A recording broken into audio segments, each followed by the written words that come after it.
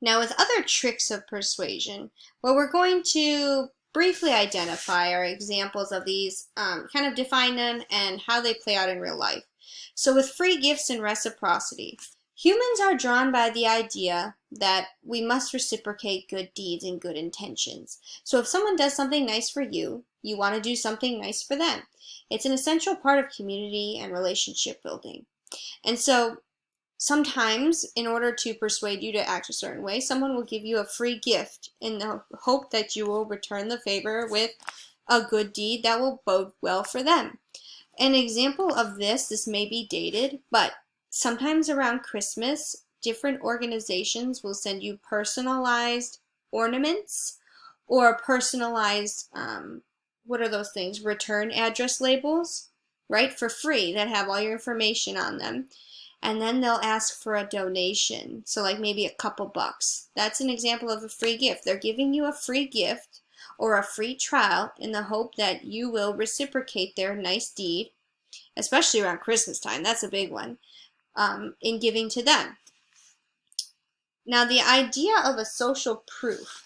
This is just how we look at other people as kind of like a norm confirmation. So sometimes when we don't know what to do, as we talked about with the last unit with conformity, we look to others for information on how we should act in a scenario.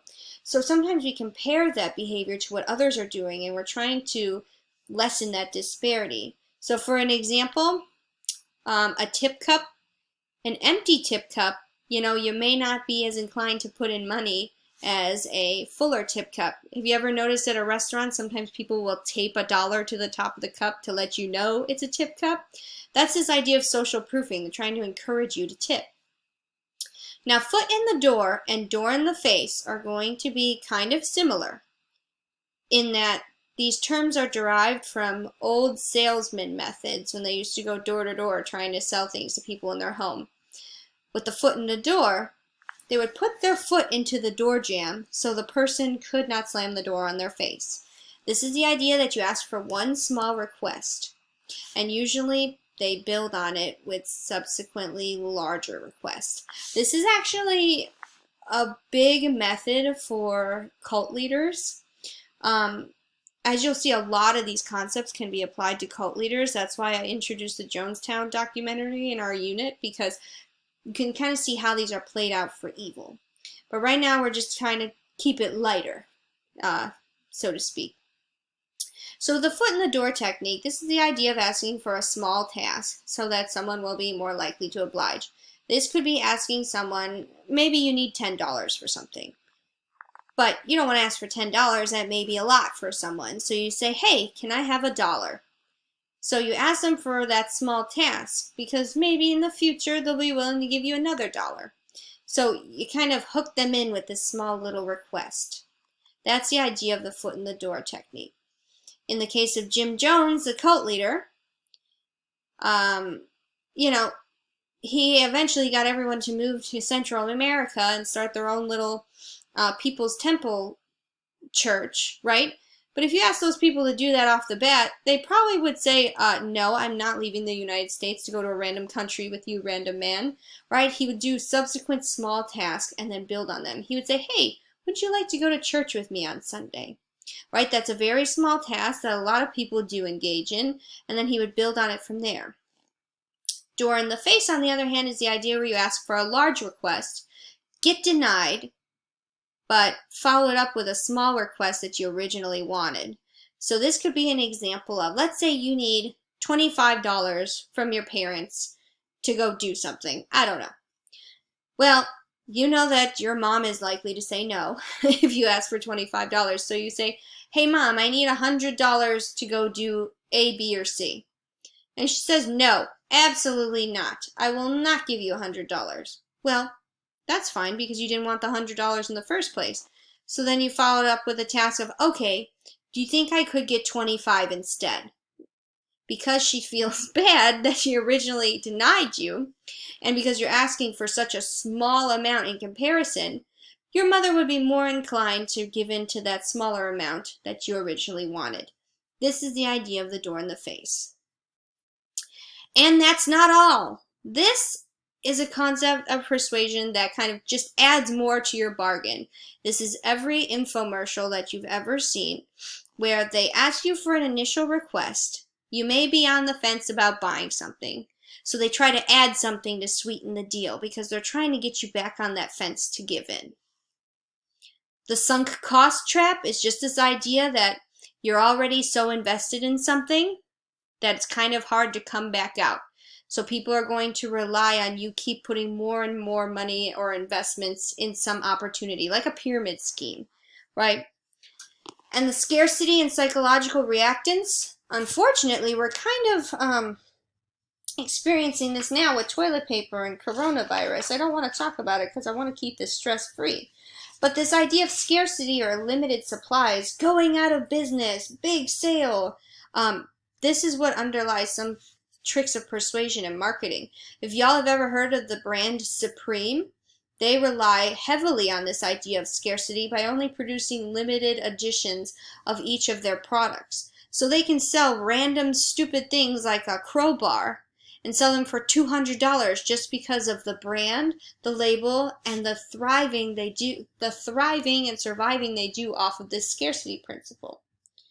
But sometimes people resent being controlled. They're going to catch on to this. And so this idea of psychological reactance just says that people can't seem too pushy or else they will not want to give in. There has to be a certain step-by-step process to persuading people. You can't just go all in at once. It is very calculated. And that's the key thing to remember with these tricks of persuasion. So not only are we, manipulating what method we're using, we're also looking at how the deliverer of that persuasive message, how they come off to the person, how they relate to the individual, and also the other tricks that they use outside of their route. So you have the person's authority, likability, honesty, how they manipulate the trustworthiness that surrounds them, the tricks they use, as well as what method of persuasion they're using. I know it's a lot to go in and try to unpack in 3 sections, but I think we're doing a good job. So when you defend against unwanted persuasion, I think the best thing that we can do with a lot of these tactics is have this idea that metacognition, understanding, thinking about our thinking, and knowing that yes, we are vulnerable, right?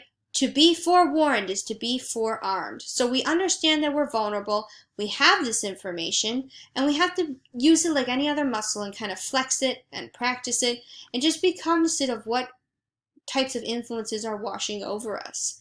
Sometimes I find myself falling into deficient thinking patterns when I use a heuristic, like liking a certain bill because it aligns with my political party. I may view that bill more favorably at the onset as compared to a bill introduced by the opposing political party.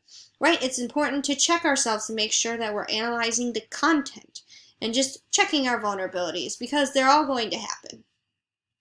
Another really good way to do this is called inoculation. It works the same way as a vaccine. You inject a little bit of a dead virus, or no, it's not dead or alive. Well, you know what I'm saying. You introduce a slightly weaker version of a topic into your body so that your body can build up an immunity to it when it faces the real threat later.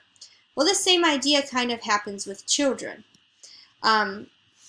And other people. That's why they say don't let children passively watch ads. You can kind of inoculate children against ads, saying, hey, if your 8-year-old likes to watch TV, that's fine, it happens. But don't let them watch these millions and millions of ads they're going to see throughout their lifetime and just let them pass over them. Have them engage those ads. So ask them different questions like, hey, what are they trying to sell you here? Isn't it silly how they do this?